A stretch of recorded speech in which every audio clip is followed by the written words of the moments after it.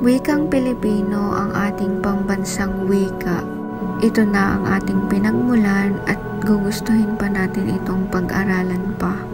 Ngunit mas gugustuhin ba natin na ang mga susunod na henerasyon ay mawawalan ng kaalaman mula sa kanilang bansang pinagmulan? Ang wikang Pilipino ay mahalaga sa ating bansa bilang pangunahing kasangkapan sa komunikasyon na nagpapalaganap ng kultura. Bilang pambansang wika, ito ay nagsusustento ng pagkakaisa at pagtutulungan ng mga tao mula sa iba't ibang rehiyon, kaya't bahagi ito ng pambansang pag-unlad. Isa sa mga dahilan na nagpapakita ng kahalagahan ng pag-aaral ng wikang Pilipino ay ang pagkawala ng kaalaman ng kabataan sa kanilang sariling wika. Dahil sa malawakang paggamit ng social media platforms at mass media, mas pinipiling gamitin ang banyagang wika kaysa sariling wika. Sa pag-aaral ng wikang Pilipino, natututo tayong pahalagahan ng ating wika at naituturing natin ito bahagi ng ating kultura at pagkakakilanlan.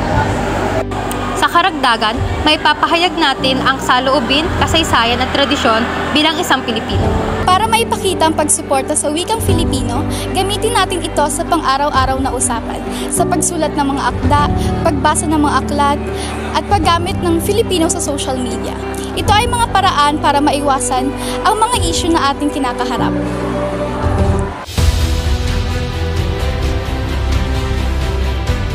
Kaya ano pang hinihintay nyo?